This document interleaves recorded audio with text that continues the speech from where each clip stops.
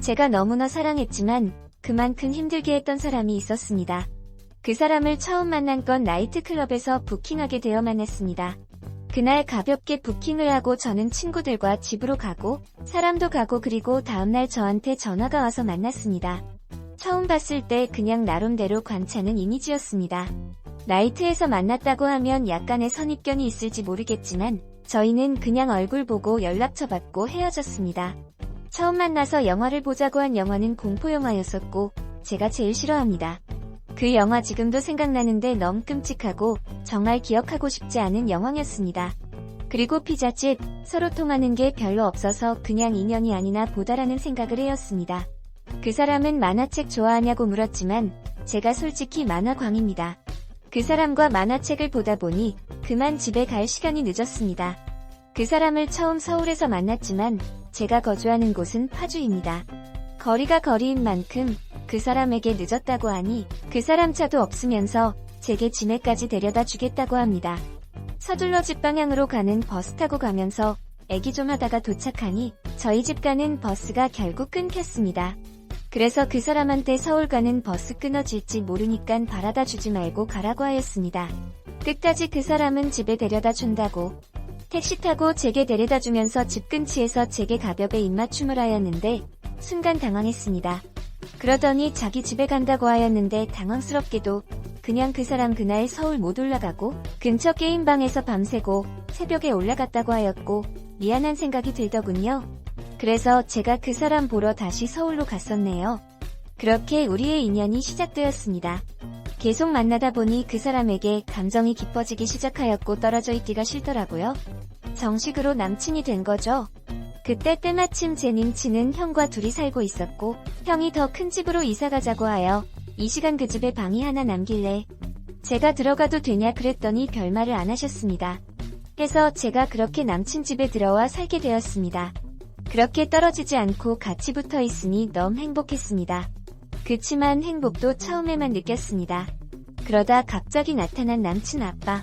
말씀도 없으시고 선해 보이시길래 잘해야지 생각했습니다. 이런 남친 아빠니은 백수의 노기다만 몇십 년을 다녔고 자식들 등록금까지 뺏어서 화투를 할 정도로 이상한 사람이었습니다. 제 남친 지 아빠 또라이 새끼라고 욕하면서도 결국 혈육이니깐 제가 자기 아빠 흉 좀이라도 보면 네가 뭔데 그런 애기히냐 그러더군요. 갑자기 나타난 아빠로 제가 갑자기 며느리가 된 것처럼 남친 아빠가 제게 아침에 밥해라, 집에 오면 반찬 다 새로 만들어라, 청소해라 등등 여러가지 시키더군요. 그래 사랑하는 사람 아빠니깐 열심히 해야지. 잘하면 나를 이뻐해 주시겠지.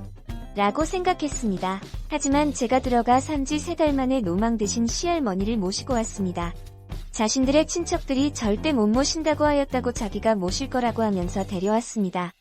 노망나신 할머니 뒷바라지까지 하게 된 거죠. 사랑하니까 그 사람 제가 힘들하니까 제게 물질적으로 잘해주려고 하더군요. 가끔 주말에 나가서 만난 것도 사먹고 영화 보고 그래도 저녁 시간대 맞춰서 와 밥 차리고 설거지까지. 남친 아빠는 묵은 반찬은 못 먹는다고 늘 새 반찬을 하라고 하고 오빠가 볶음 요리를 좋아해서 볶음 요리 위주로 하면 남친 아빠는 네 아빠 중국 사람이냐? 너희 집은 음식을 다 튀겨 먹냐? 쇼킹한 건 이것만이 아니었습니다. 어느 날 남친 아빠와 둘이서 텔레비를 보는데 아빠가 귀엽다고 제게 뽀뽀를 하려고 했는데 일반적인 가벼운 뽀뽀가 아니었습니다. 정말 기분이 더러웠습니다. 저는 너무 놀라 거부해버렸죠. 그 사실을 오빠한테 얘기를 조심스레 했더니만 남친은 귀여워서 그랬다고 별거 아닌 듯 말을 이어가더군요.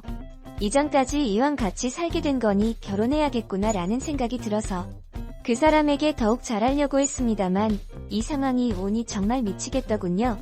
그래서 한 달 동안 그 집에 나와서 동생이랑 살다가 죽어도 그 사람 잊을 자신이 없어서 다시 들어가게 되었습니다. 그 사람 제가 나와 있는 동안 단 한 번도 연락을 안 하더군요. 마치 잊은 사람처럼요. 제가 살바치고 산 사람인데. 그리고 그 집에서 여지껏 고생 참고 견뎠는데 좀만 견디면 그 사람 나와 결혼하겠지 라는 생각을 했습니다. 다시 들어갔을 때 더욱 잘하려고 했습니다. 계속되는 반복적인 생활 속에 시아버지가 시엄마 될 사람이라고 데리고 왔습니다. 그리고는 몇 번 집에 오시게 되면 밥을 차려주면서 어느 날 제게 시어머니 대우해달라고 하셨어요. 그렇게 오실 때마다 제가 밥 차리고 노망 드신 할머니를 매일 저를 때리고 또 가끔 집 나가셔서 다시 찾아오고 힘들었지만 그 사람 하나 믿고 모든 걸 버텼습니다. 제가 그 집안에 있는 동안 직장 생활도 하면서 예비 시아버지와 예비 아주버니와 시할머니를 모셨습니다. 그러다 보니 제 생활은 아예 없더군요. 열받으면 가끔 밖에서 혼자 서주 마시고 조용히 들어와서 자기도 하였네요. 그러던 중 제 생일이 다가왔습니다. 제 생일 때는 늘 부모님이 미역국에 생일상 차려주면서 생일 축하한다라는 말을 꼭 들었습니다.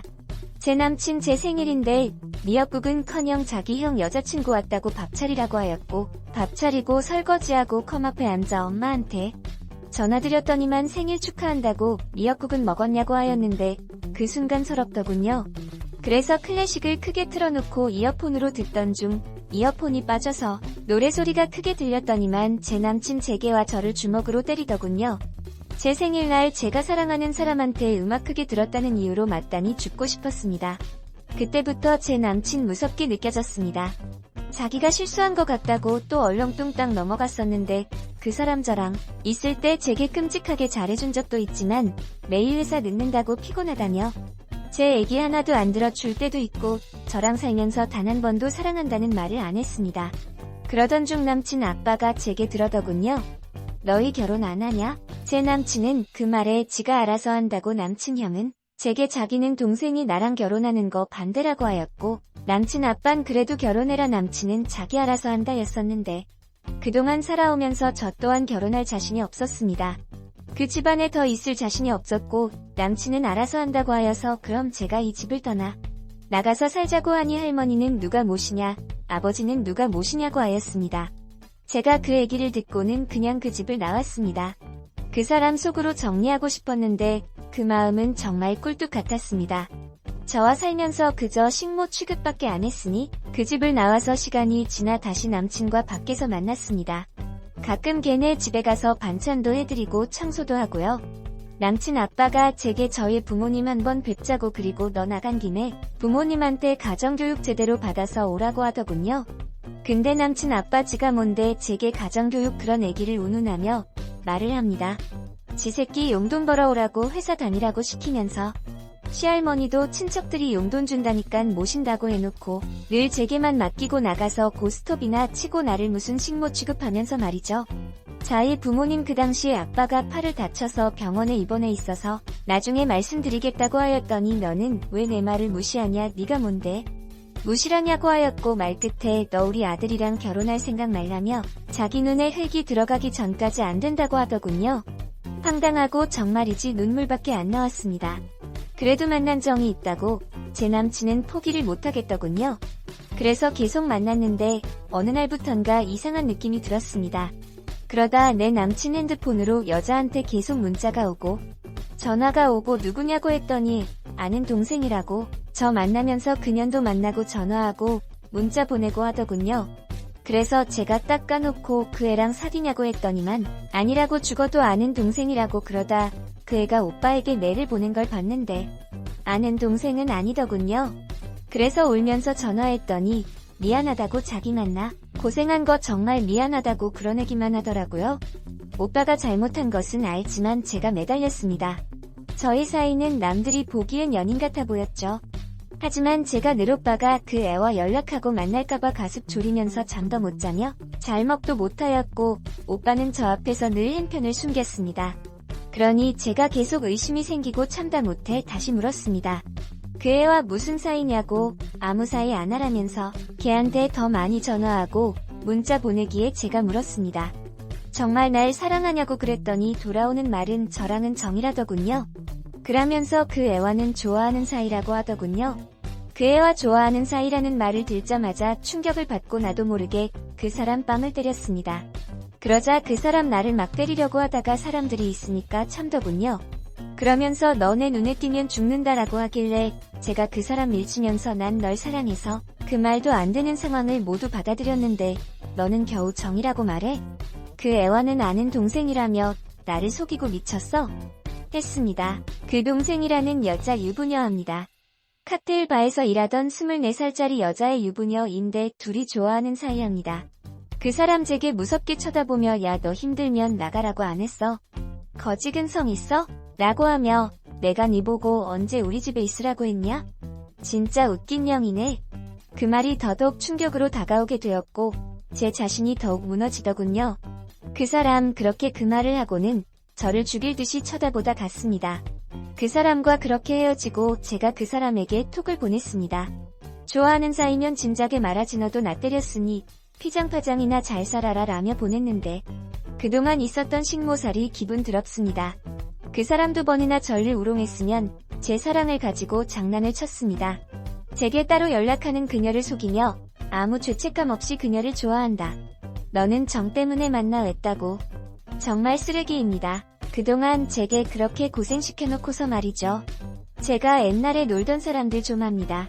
저희 친척 중에 그런 쪽에 일하던 사람들이 있어서 그래서 전화했습니다. 제 모든 상황과 지금의 상황까지 알아서 해결해준다고 하네요. 제게 지금껏 상처와 우롱한 대가는 받아야 한다는 생각이 듭니다. 제 가슴에 비수를 꽂힌 그 사람 더 큰 비수로 가슴을 베어봐야 알 것입니다. 제가 그 사람 진심으로 사랑했는데 제가 완전 병신짓 한 것은 맞지만 사랑이라는 두 글자 앞에 앉아서 뒤통수 맞았네요.